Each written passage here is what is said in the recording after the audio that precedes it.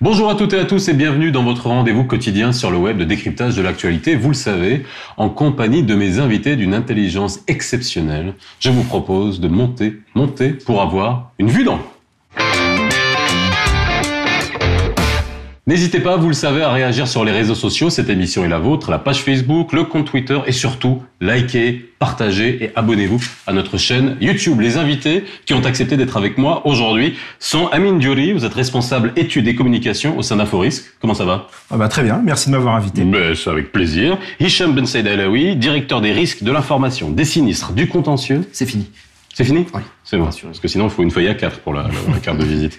Au sein de Euler Hermès, qui est le numéro 1 de l'assurance crédit dans le monde et au Maroc, j'imagine aussi. Oui, tout à fait. On va en parler, vous allez dire à quoi ça sert. La petite lampe clignote, ça veut dire que l'édito du jour est arrivé. Je le découvre en même temps que vous, je vous le lis et on en discute.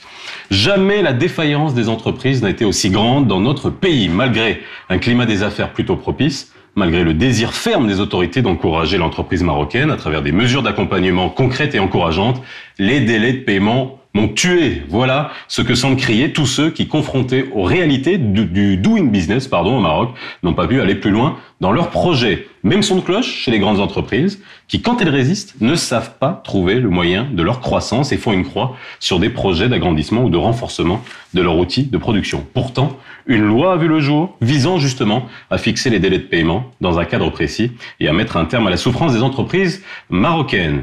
L'annonce de cette loi a nourri les espoirs de beaucoup d'opérateurs. Résultat, Walou. Alors, que faire ? Quelle voie de recours s'offre encore aux entrepreneurs dans notre pays ? Vaste programme. Tout à fait, oui. Alors, pour illustrer, allô, le chèque est en signature, allô, je vous passe la comptabilité, ils sont partis, ils sont pas là, etc. Ce sont des choses que les PME, les TPE vivent au quotidien. Alors, avant qu'on rentre sur la problématique des délais de paiement, aujourd'hui, il semble que les défaillances d'entreprises n'aient jamais été aussi grandes pour l'année 2017. Est-ce que c'est vrai ? Oui, tout à fait. On parle de 8000 défaillances d'entreprises. Il faut voir aussi dans un contexte plus global, c'est-à-dire sur les 9 dernières années, quasiment une décennie, on a un taux de croissance de plus 16%. Il faut savoir que le Maroc est un des plus mauvais élèves en matière de défaillances d'entreprises.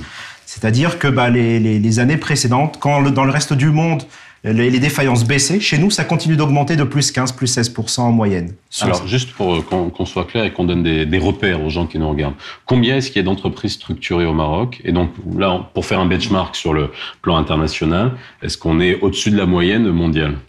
Pour moi, nous serions, oui, dans la moyenne supérieure mondiale. Si nous parlons d'entreprises toujours actives, de l'ordre de 250 à 260 000 entreprises rapportées à la population marocaine et rapportées à notre économie, qui fait plus ou moins 110 milliards de dollars en devises constantes, à peu près 300 milliards de dollars en parité de pouvoir d'achat, c'est un ratio qui, en soi, n'est pas choquant, surtout si on le compare au 1,5 million du cumul, toutes les entreprises, qu'elles soient actives ou pas, qu'elles soient directement commerciales ou plutôt unipersonnelles. Alors juste attendez, qu'on fasse bien le distinguo. Entreprises sont des sociétés anonymes ou sociétés anonymes à responsabilité et d'autres types de sociétés qui sont structurées. Ça, il y en a 500 000 à peu près. On parle de personnes morales. Voilà, ce sont les personnes morales. Et puis tout le reste, les gens qui sont inscrits à la taxe professionnelle, les personnes physiques, professions libérales, les auto-entrepreneurs aujourd'hui, tout ça, c'est une autre partie. Exactement. Lorsqu'on parle de 8000, on parle bien des sociétés. Exactement. D'accord. Oui. Donc voilà, qu'on soit clair à ce niveau-là. Donc on est on tire la sonnette d'alarme ou pas ? C'est-à-dire que l'économie avance, donc on se dit qu'il y a plus d'entreprises qui se créent, donc c'est normal qu'il y ait une corrélation avec le nombre de défaillances, non ? Alors oui, c'est vrai. Hicham a raison de rapporter le nombre de défaillances à une structure globale. Moi, je dirais juste un autre chiffre. Il y a 10 ans, il y avait une défaillance d'entreprise pour des créations de sociétés. Aujourd'hui, on n'est plus qu'à une entreprise défaillante pour 4 entreprises créées. Okay. Donc, on voit bien qu'il y a un ratio qui baisse de manière considérable. Donc, on voit bien qu'à un moment donné, si on continue sur ce rythme-là, on va bien voir à un moment donné les courbes de création, de croissance des créations et des défaillances se croiser. Et là, on risque d'avoir un sacré problème en termes de renouvellement de notre écosystème. Alors, soyons réalistes et pragmatiques par rapport à notre marché marocain. Sur ces 500 000, on a beaucoup parlé d'entreprises dormantes, d'entreprises déficitaires chroniques, qui veulent éviter les impôts. On va pas se cacher, la fraude fiscale, l'évasion fiscale, etc. C'est-à-dire, est-ce qu'on a une idée aujourd'hui du nombre d'entreprises réellement opérantes, c'est-à-dire au-delà de ces sociétés dormantes qui sont là à attendre dans leur coin pour pas que les impôts leur tombent dessus. D'après nos estimations, ce serait de l'ordre de 50%. C'est entre 50 et Quand 55% qui seraient efficientes. Ça laisserait peut-être 50% qui seraient dormantes. Pour moi, je parlerais de 255 000, 260 000 entreprises qui seraient plus ou moins actives. Et même là encore, on parle d'activité fiscale, c'est-à-dire une déclaration fiscale. Qui peut même néante, hein, même zéro. Hein, c'est-à-dire une déclaration. Même de 1, alors que les flux réels sont de 20. Oui. Je dirais qu'on pourrait exclure 50% qui sont hors jeu, de fait. Et sur les 50% restants, il y a quand même à boire et à manger en termes de sous-déclaration. Mais disons qu'on est sur un ratio d'une entreprise dormante pour une entreprise active selon nos propres estimations. Et là, le ratio, là, il a une autre dimension. Quand même. Oui, je pense que le chiffre est un peu élevé, 50%. Par rapport à notre base de données de 500 000 sociétés, aujourd'hui, on constate qu'il y a environ 100 000 sociétés de manière très constante qui sont inactives. Donc, il en reste aujourd'hui 400 000 qui vivent plus ou moins activement. Bon. Alors, revenons à notre sujet, et le sujet de l'édito, parce que si j'ai introduit le sujet avec la défaillance, on va parler des délais de paiement, qui est une plaie dans notre pays. Il n'y a pas besoin d'être économiste, il n'y a pas besoin d'être ingénieur pour comprendre que c'est une vraie plaie. Alors, est-ce qu'on a pu mesurer aujourd'hui l'impact de délais de paiement qui sont, on va dire, vous allez nous donner les chiffres parce que vous avez des moyens, vous avez effectué une étude très, très récemment sur ces défaillances-là? Oui, alors déjà, une corrélation directe, 40% des défaillances sont dues à des délais de paiement. Un retard 40%. 40%.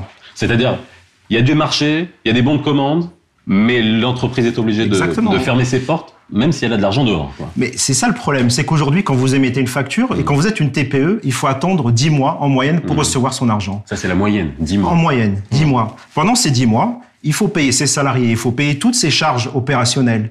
Et les impôts, la CNSS, exact. Les fournisseurs, les loyers. Et quand vous n'avez pas d'argent, qu'est-ce que vous faites logiquement? Vous allez voir votre banquier. Sauf qu'à un moment donné, votre banquier vous dit non, moi je suis pas là pour financer l'augmentation des délais de paiement. Ouais. D'où, à un moment donné, une saturation au niveau de la trésorerie, asphyxie et l'entreprise meurt. Moi, je ne pourrais pas dire plus que Amin Diouri, mais j'aimerais bien prendre une métaphore quand même. Vous avez des véhicules automobiles, des voitures, à 5 millions de dirhams. Vous avez des véhicules à quelques centaines d'euros en Inde, par exemple.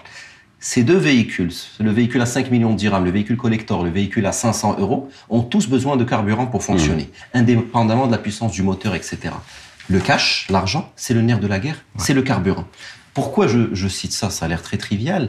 Parce que, indépendamment de la performance intrinsèque d'une entreprise et indépendamment du contexte très méditerranéen et très arabe, je vous promets un règlement en février, vous l'attendez pour avril et pour mai, vous envoyez le coursier. Comme ça, vous encaissez pour juillet. Mais on a beaucoup de pays dans le pourtour méditerranéen. Pourquoi ce serait typiquement marocain? Pas portugais, pas italien, pas français. C'est la question que je vous pose. Excusez-moi, mais quand on se balade dans Casablanca, dans Rabat, on voit beaucoup de... Je tire votre métaphore, on voit beaucoup de voitures de luxe qui sont quasiment devenues tellement anodines que ça en devient effrayant. Est-ce qu'aujourd'hui, il y a du pognon ou il n'y a pas de pognon? C'est-à-dire qu'en gros, quand une entreprise dit « je peux pas vous payer », est-ce que c'est vrai ou c'est un élément culturel, comme ce que vous venez d'évoquer? Il y a deux choses pour moi. Si je peux me permettre juste de répondre à cette question. Il y a le premier élément qui est l'impression de crise, qui va au-delà de la crise. Parce que lorsque nous regardons les taux de croissance, en moyenne pondérés sur 12 ans, nous sommes à 4,3, 4,4%. Certes, avec des années plutôt correctes, 5-6%, des années où la facture pluviométrique est de moindre importance, et combiné par exemple au blocage gouvernemental de l'année dernière, ça descend aller à 1,5-2%, mais c'est loin d'être catastrophique, c'est supérieur à la moyenne de l'OCDE. Il y a cette perception de crise, notamment cette perception d'absence de pluviométrie. Ça a toujours été commun. C'est-à-dire, depuis que je suis gamin, depuis que je vois les journaux, que ça soit à l'étranger, que ça soit ici, on a l'impression que c'est une crise constante. Oui, mais c'est le prétexte qui est de plus en plus usité, sachant que pour moi, pourquoi je prenais l'exemple des deux véhicules, celui à quelques millions d'euros et celui à quelques centaines d'euros, parce que il faut voir la structure de ces entreprises. Vous avez des startups Silicon Valley, où vous avez une super idée, vous avez 4 personnes qui peuvent générer une capitalisation boursière de quelques milliards. Mais la plupart des entreprises marocaines ont des mots structurels très très basiques et de manière extrêmement banale. Vous avez une idée qui n'est pas forcément novatrice au moment de la création. Vous avez un phénomène de copiage. Vous avez une absence de recherche et développement. Nous avons un ratio recherche et développement par rapport au PIB qui est pas trop mauvais par rapport à la moyenne régionale. Nous sommes aux alentours de 1,5 à 2%. On peut mieux faire. Mais on peut très largement mieux faire. Donc pourquoi on ne critiquerait pas le fond du sujet?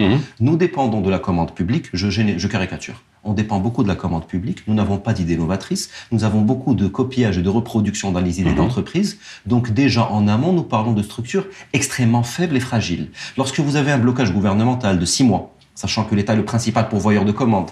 Lorsque vous avez une saison pluviométrique qui est de moindre importance, ça a un impact en cascade sur même le secteur privé. Est-ce qu'on a l'impression que c'est un sport? On a l'impression que c'est un sport sur des entreprises qui, on va dire, d'un point de vue ostentatoire, on voit que ce sont des entreprises qui fonctionnent. Le patron, il a une grosse bagnole, il peut avoir la grosse villa, etc. Je suis désolé de rentrer dans ces petits détails-là, mais c'est une réalité et ça pose de vrais problèmes sociaux des fois avec les employés. Mais c'est plus qu'un sport, c'est une mauvaise pratique. C'est-à-dire que c'est le problème des délais de paiement, c'est que ça vient d'en haut. C'est-à-dire que c'est les grands donneurs d'ordre qui posent problème. Aujourd'hui, c'est l'État et c'est les grandes entreprises. Et on voit que les grandes entreprises et l'État, surtout les grandes entreprises, n'ont pas de problème de délai de paiement. Les PME, les grosses, n'ont pas non plus de gros problèmes à ce niveau-là. C'est les TPE. Et le problème, c'est que c'est un phénomène en cascade. Tant que les grands donneurs d'ordre ne seront pas irréprochables dans cette matière, on ne réglera jamais la question des délais de paiement. Et donc se pose la question du rôle de l'État également. Alors, rôle de l'État. Rôle de l'État, je prends nos amis de l'économiste qui ont titré ça. Une loi mornée. On en a parlé beaucoup à la radio dans les experts sur Atlantique, si vous l'écoutez également.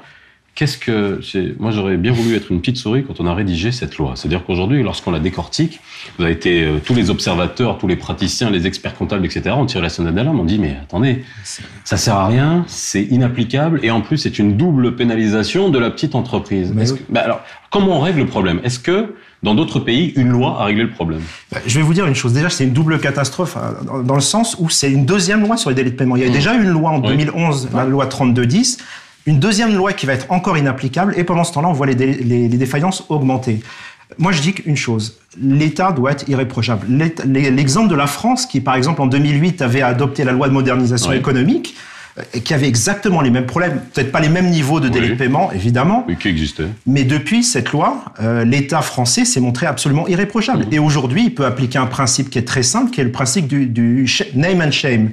C'est-à-dire vous allez sur le site de Bercy, vous allez voir toutes les entreprises. C'est chaud, qui sont pénalisés par l'État, qui affichent, qui ont des pénalités qui vont jusqu'à 200 000 €, justement parce que l'État est là pour veiller au grain et pénalise ces mauvaises entreprises. Une des caractéristiques essentielles de cette loi, c'est qu'elle ne concerne pas l'État et les établissements publics. Oui. Qui sont d'ailleurs, en parlant d'État, il faudrait aussi, même si c'est pas le propos de la question, peut-être dédiaboliser quelque part. Parce que vous avez beaucoup d'entreprises et établissements publics, dont l'OCP pour ne pas la nommer, qui elles-mêmes réclament quelques milliards d'euros de crédit TVA. La TVA est un impôt qui est censé, une taxe, pardon, qui est censée être neutre.